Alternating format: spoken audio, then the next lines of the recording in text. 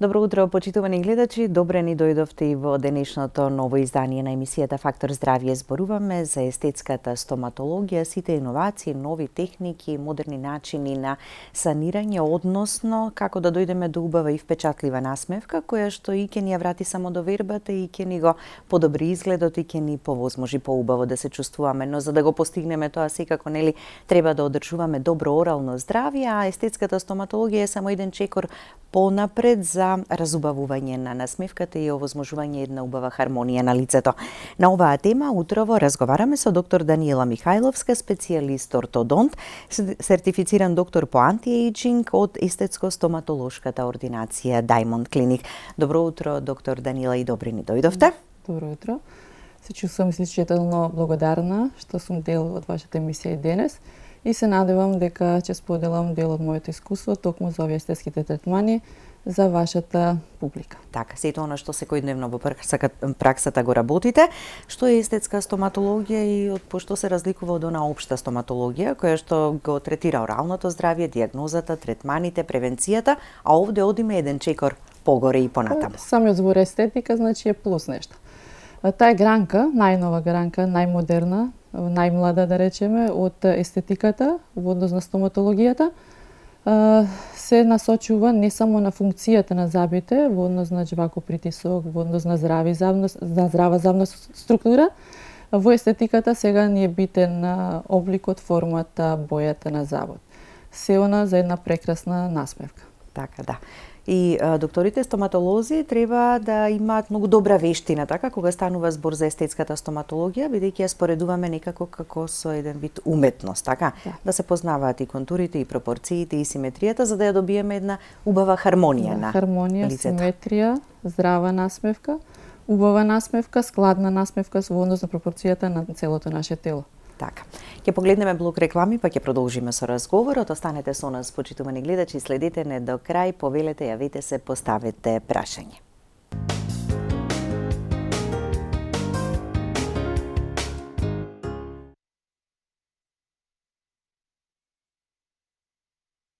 Со доктор Даниела Михајловска, специјалист ортодонт, сертифициран доктор по антиејџинг од естетско-стоматолошката ординација Diamond Clinic, зборуваме за иновативните методи, процедури во естетската стоматологија, што ја прави толку атрактивна, толку посакувана, толку многу зборувана. Што е тоа што како иновативни методи ја прават атрактивна стоматологијата и не само посетата на стоматолог да биде потреба, туку да биде интересна за пациентот? Ние секогаш стоматолозите делуваме малку страшно. Пациентите не сака да ни дојдат од тие звуци, од тие машини, од тој страф од тигла, така да иновацијата стартно таму е каде што имаме посебен тип на карпули, на игли, каде што децата не се плашат више на нив да им се аплицира анестезија, тоа што одат со многу мали игли се и има паралелно се движи и некоја играчка околу нив, имаме на пример и музика и се опуштаат. Тоа е целта, значи да немаме страв веќе од стоматологот. Така да исто за третманите за децата како иновација се не користиме за мали кариеси апарати, значи не користиме турбина, не го бушиме забот, но може да ставиме специјални пасти кои што за 2 минути го разградуваат тој дел на ткивото, го киретираме и детето е мислам среќно што не употребивме машина во таков третман.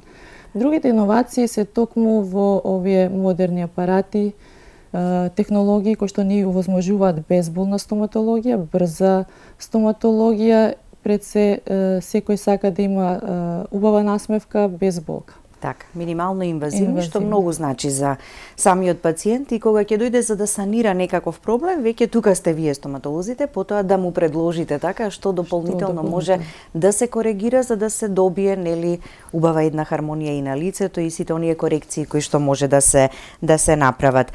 Се подобрува и функцијата, се подобрува и изгледот, така? Тоа е суштината на естетската. Целта е, например, секој што дошол да смени, како и на лицето некои промени, така и на забите. Некој може би не е задоволен од формата, од големината, некој има поситни заби, некој покрупни. Имаме дентински пожолти заби, па сакаме побели заби. Сакаме, кога ќе се насмееме на нашиот лик, одговара таа пропорција. Но сепак првенствено мора да имаме здрави заби и битни се са функција за џвакање, а не само естетиката, нели? Така. Првенствено и основно одржувањето на оралната Одржувањето, хигиена. денеска се бориме ние малку со нашите пациенти каде што го запоставуваат тој дел. Поставуваат и естетски конструкции, но оној редовен чистење на забен камен како третман, полирање на забите го прескокнуваат, мислејќи дека ако стават таква протезска конструкција дека завршиле со се. Но најбитно не е само корекцијата на забите, треба да ја третираме и да држуваме гингивата, зашто секој заб е всаден во гингивата и токму се храни од таа гингива. Ако е воспалена, не ни е битно веќе дали имаме убави конструкции, затоа што забите може да се воспалат и нормално да имаме процеси кои што понатака подлегнуваат на лекување на истите. Санирање на непцето всушност, така да биде на добра здрава основа, бидејќи не можете да разубавите нешто ако основата не е добра. Така нема да бидат толку трајни или пак едноставно ќе има проблеми при самото правење и поставување. Добро. Така. Модерните технологии и минимално инвазивните процедури се многу бројни. Ајде да споменеме и да кажеме што е 3D технологија и дигитални скенери. Како тие ја менуваат стоматологијата, естетската стоматологија? Значи, секоја дигитализација, посебно во стоматологијата, не прави нас поуспешни, посигурни и како доктори и третманите кои ги нудиме на пациентите.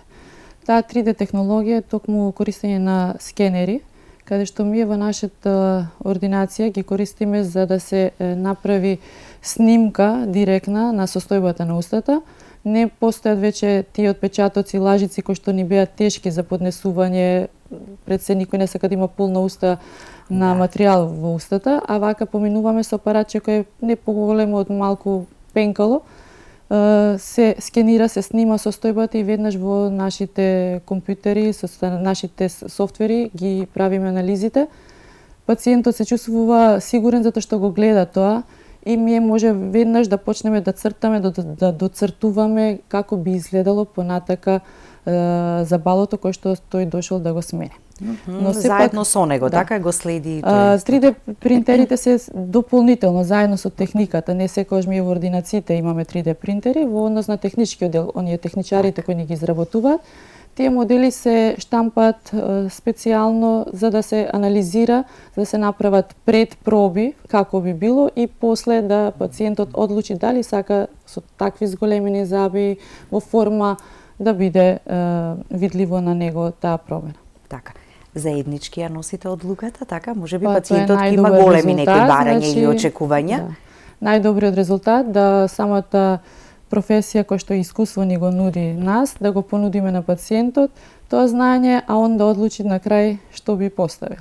Така. Секогаш имаме нереални очекувања малку од пациентите, доаѓаат со слики, доаѓаат да изгледаат на некој познат идол, но ако нема таква лицева конструкција, да нема таква пропорција, некојаш поголеми заби нема да му одговарат, че делува многу вештачки.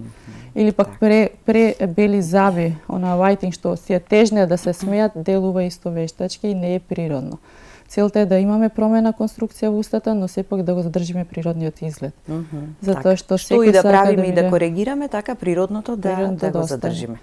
Сепак е промена, но вкусна промена, ја така викам. Така, да. И тоа на некој начин повторно ќе обезбеди и функционалност, така и во зборувањето, и во џвакањето, бидејќи кај некои луѓе така има загуба на забот, кај некои има искривени, преклопени и тоа се пречи така во пречи затоа што загризот треба да го одредиме точно и стручно каков тип на загриз има пациентот, како држува хигиена. Некој што има проблем со бруксизам, со шкрипење на забите, што го викаме народски, тие естетски моменти на лушпици, на тенки формации ќе подлегнува да ги крши, да му пукаат и тогаш е незадоволството. Значи мора ние да бидеме спремни пред да понудиме нешто и да му кажеме што се очекувањата пред и после третманот.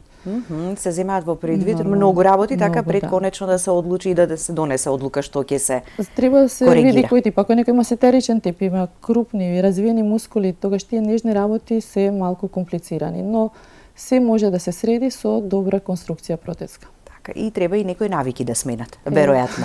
Така, нешто што претходно користеле.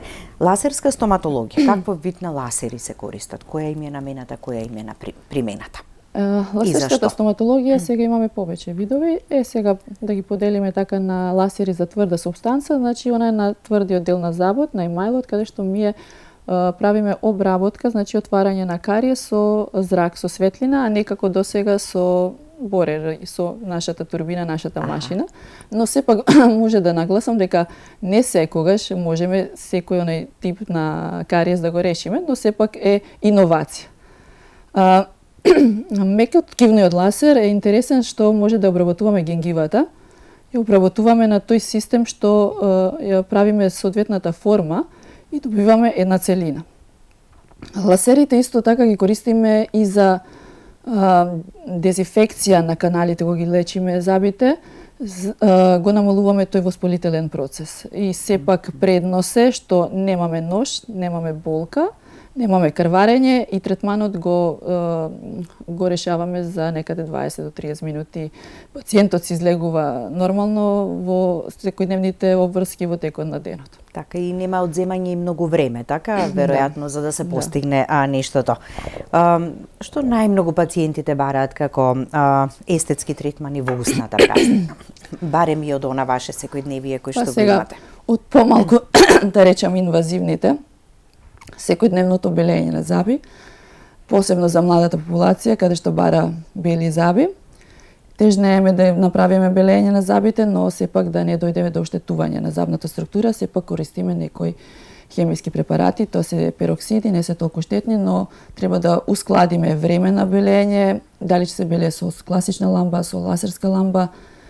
Треба да се напомене дека после тоа белење пациентот треба да одржува повторно хигиена добра, да имаме една викам бела диета каде што не треба да користи да конзумира пигментирани материи, например, затоа што сето тоа пребојува. Сега некој што подлегнува на долг процес во текот на денот пие неколку кафења, пуши не знам колку цигари, нормално дека времето на трајање на тоа белење ќе биде многу кратко. Другите третмани, како да ги набројам, се оние познатите лушпици, винири, порцеланските надокнади, циркониите, кат-кам системот на конструкција на забот кој што треба да го замениме, имплантите, ортодонските апарати кои што се невидливи фолии за исправање на забите. И за сите поединечно по нешто барем ќе кажеме, така за да ги запознаеме гледачите. Белењето е еден од најбрзите и најефикасните за да добиете една поубава, посвежа, поблескава насмевка? Да, тоа е најбрзо, за некаде 40 минути пациентот е задоволен и има бела насмевка, но сепак треба да се обрне внимание какви му се неговите заби. Ако е веќе со шарен или, да речем, на двојка има жолта пигментација, единиците, тројките се побели или обратно, ние треба да му кажеме дека кога ќе ги поставиме тие медикаменти, дека многу тешко да се изедначи во целина. Но сепак се прави корекција со дополнително уште една фаза на избелување за да го добиеме посакуваниот ефект. Ако имаме заби кои што имаат многу пломби и се тие пломби се секогаш ние кога ќе избелиме ќе биде 2-3 тона побел забот, треба да се каже дека треба да се коригираат тие пломби, затоа што не сме добиле ефект на целосна насмевка убава и бела. Така да. Колку пати може да се направи белењето? Белењето некаде... И за колку време повторно може да се повтори? Интензивно може повеќе пати, но сепак доза на страф е од оштетување на забот. Но природно, на што треба редовно, 2 пати годишно е сасвим доволно за се направи белење. Така. Ако не може да се покријат на забите, да имаме освежување на забите, тоа да.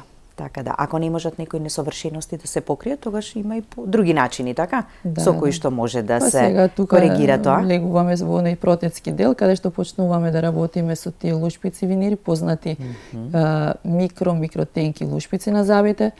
И тие сега имаме различни типови се, за што ќе се, кој тип ќе се одлучи пациентот, треба ние да го посоветуваме, дали ќе бидат тие композитни лушпици, дали тие ќе бидат еве и на сликите од такви слайдови. Така. Ова се композитни лушпици каде што веќе сме пополниле простори. Најчесто пациентите се среќаваат со тој момент и сакаат да бидат искоригирани. Имаме ситни заби, вика, сакаме покрупни заби, ми смета диастемите меѓу просторите, ми смета формата, ми смета бојата, а сепак помалку и финансиски и помалку трауматски ми да го направиме тоа со лушпици.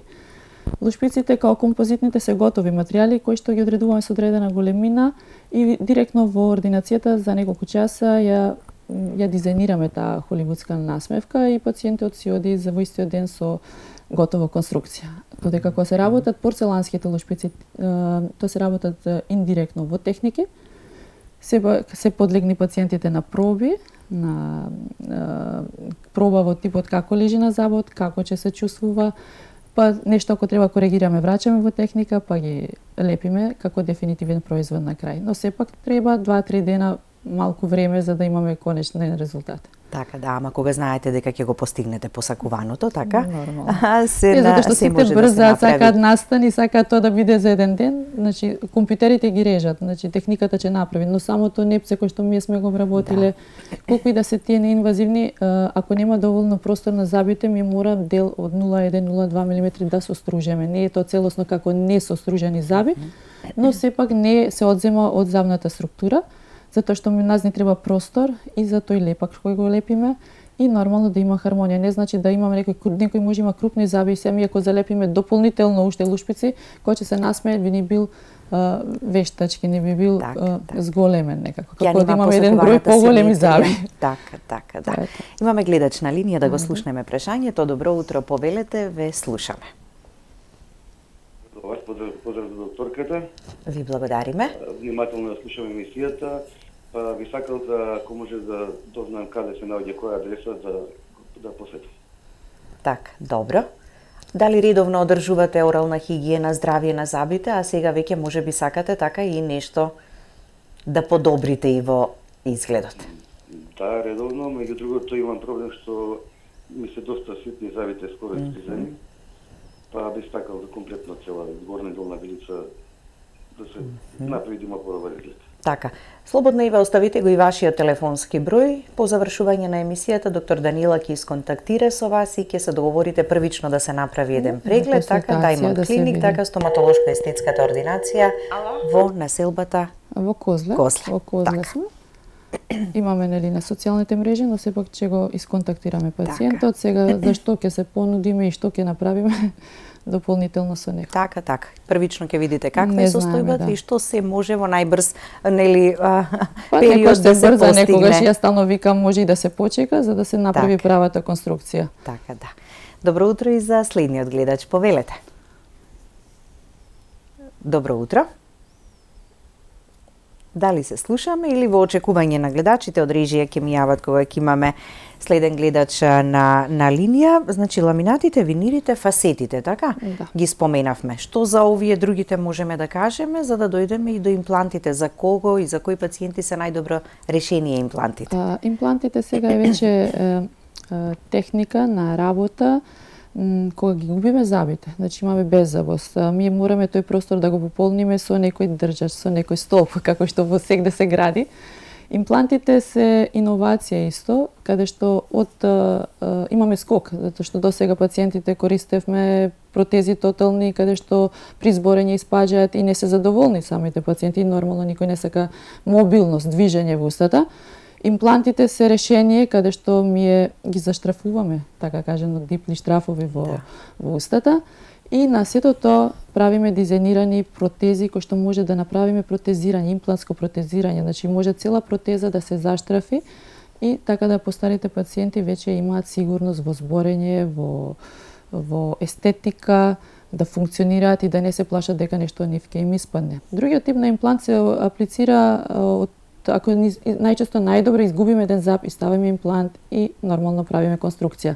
Кај нас малку популацијата ни е со повеќе изгубени заби и сега кога треба да имплантираме најмалку 6-8 импланти, нормално тоа е оптеретување на коската и се случуваат и несакани ефекти затоа што пациентот и не одржува добра хигиена, а такво оптеретување со толкава голема конструкција може да ни доведе и до мало воспаление околу имплантот и сега тоа ни станува проблем. Но најчесто имплантологијата на западот и во светот е значи губиме зап, додаваме имплант.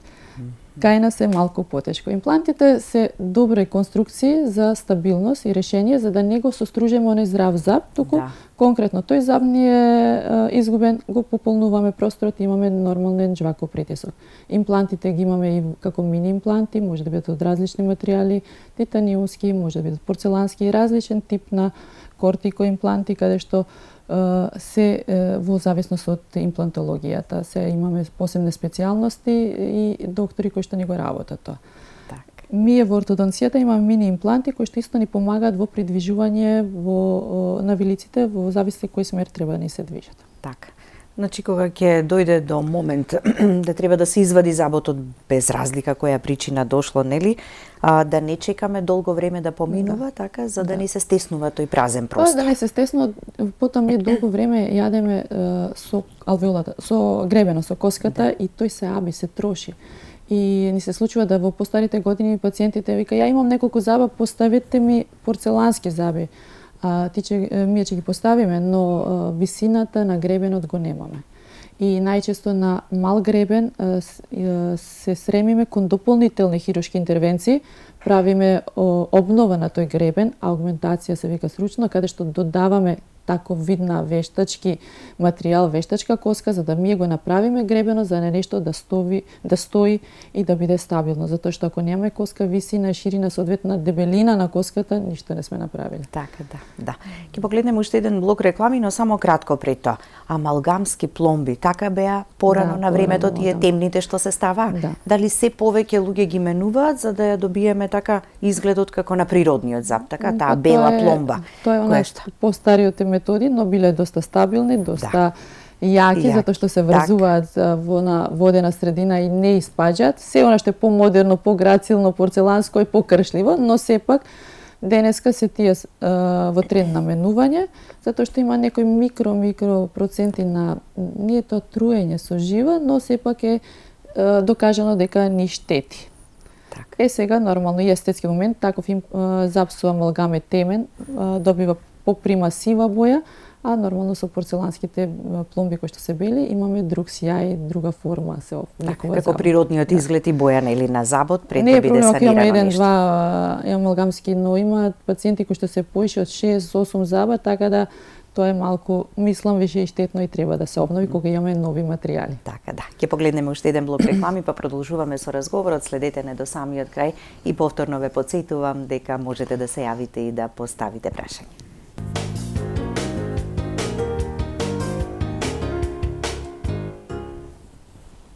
Продолжуваме со разговорот. Доктор Даниела, зборувавме за ламинатите, винирите или лушпи, фасетите. Сега кога имаме потреба од порцелански надокнади, како што се коронки и мостови? Па најчесто кога имаме веќе оштетен зап, кога што забот е покриен, да речеме на третини, скоро веќе целосен со пломба, тогаш ми колку да се трудиме да ставиме пломби, тие се кршливи. Треба да го заштитиме забот со коронка, таа она може да биде неколку типови на порцелани, но сепак збориме за современите, модерните третмани и материјали. Кај нас денеска значи се познати циркони, каткам, каде што коронката не подлегнува да биде од метал, внатрешниот дел од порцелан, туку е дупли порцелан. Естетски момент е многу убав. Добиваме еден камелеон систем, каде што транспарентноста на светлината е многу природна. Најчесто исто, изгубиме зап или оштетен зап или некој што ни е зап кој што ни прави проблеми, па мораме да го заштитиме. Кога имаме губење на повеќе заби, например 2-3, тогаш се врзуваат во мостовска конструкција, исто се вика порцелани, но е поголема конструкцијата во забалото. Тие секогаш, значи, коригираме естетски момент, коригираме промена на забите, променуваме исто форма, боја, се она што ни треба, како и за лушпиците, и овие каткам цирконија надокнади се битни во протетиката. Соработуваме нели со добри техники каде што имаат иновативни решенија. Денеска циркониите се режат компјутерски, така да забите може да ги добиеме во истиот ден. Тоа е предноста на иновацијата каде што имаме брза и безболна технологија. Така. Колку многу можности, колку многу иновации, така се за да можеме да имаме убава насмевка. Бондирањето да го споменеме, што е бондирање и тоа е на еден начин така Па тоа е коригирање на некои несовршености. На несовршености. Бондирањето е модерен поим на апликација на забод на композитен материјал. Токму е битна вештината на докторот, затоа што тука не ни помагаат техничарите, тука нашата рака треба да измоделира точно анатомијата на тој заб и нормално да направи целосна хармонија. Најчесто бондирањето може и кога имаме оштетен еден заб, но сепак ја менуваме формата и обликот и бојата, најчесто на линија на насмевка од 3 до 3, од 4 до 4, тие например 6 или 8 заба во фронтот, каде што пациентот нема лушпица, нема порцелан, сето тоа го добиваме со композитен материјал. Треба доста внимание, прецизност и нормално со на финиширање, со бондирање, со полирање, да се добие висок сјај и пациентот да не почувствува дека има нешто вештачко на себе. Сега тоа е како пациент мислите стоматологот нешто прави, поправа, така, а кога ќе ви го дадат огледалото, гледате дека совршен забот ви го направил. Најчесто имаме оштетени заби и никој не очекува дека ќе биде поправен забот. Естетски момент каде што воопшто не ни се гледа пломбата, не се приметува дека веќе е тој нов заб. Но сепак треба малку и да се внимава, тие се исто нежни конструкции, треба да се внимава токму на да не се јадат многу тврди работи, да не се грицкаат, сега не знам, сончогледи што младите сакаат да се грицкаат.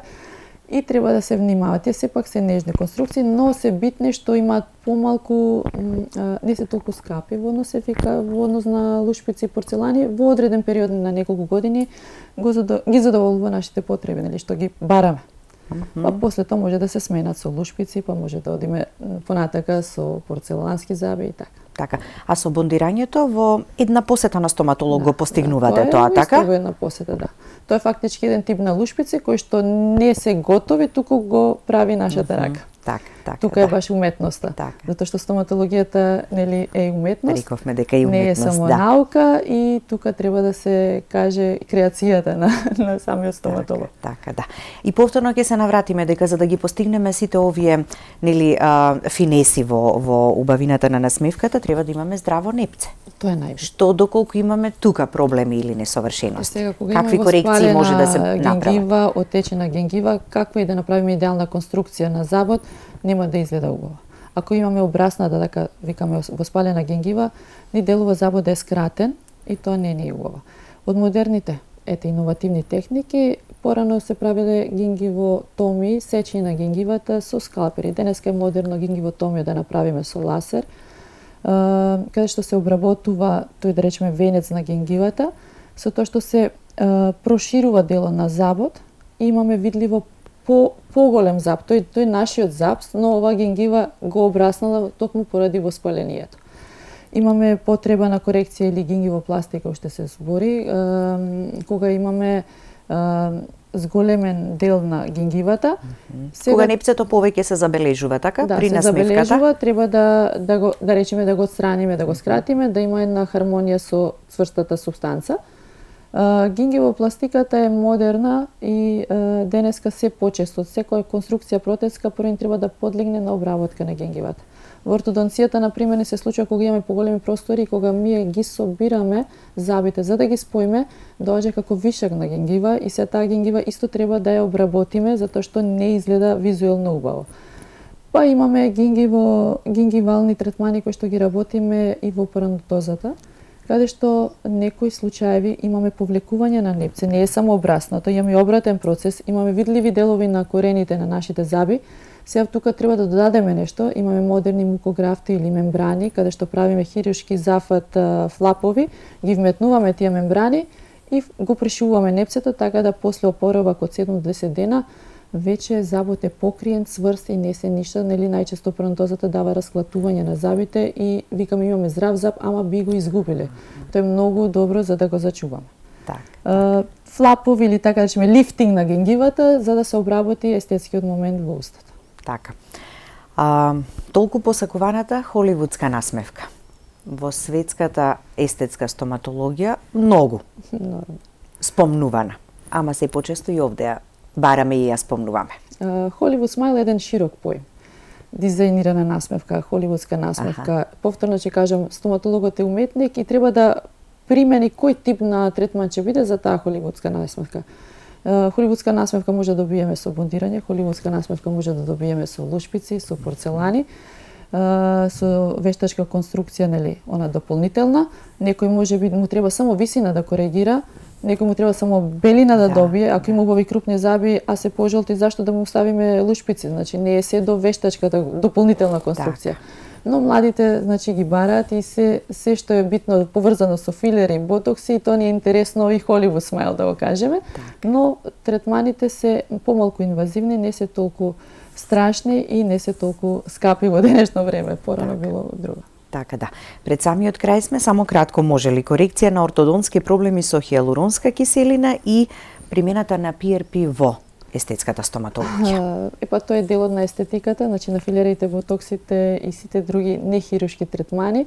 Во естетиката се внесат и во делот стоматологијата. Во делот стоматологијата се врзуваат со аномалиите. Например, од ортодонција, каде што ми исправаме протрузија, истурена горна вилица или ретрузија на долната вилица, имаме долна третина на лицето која што е скратено. Ние забите ќе ги подредиме, движењето на коските ќе ги средиме, но визуелниот дел на скратена долна третина на лицето ни останува. Сега тука е уметноста да ние со хијалуронските филери го пополниме тој дел, да пополниме повидлива брада, да пополниме повидлив мандибуларен агол или jawline популарно кажано, а на крај имаме резултат кој што е видлив и самиот пациент е нормално посигурен и задоволен.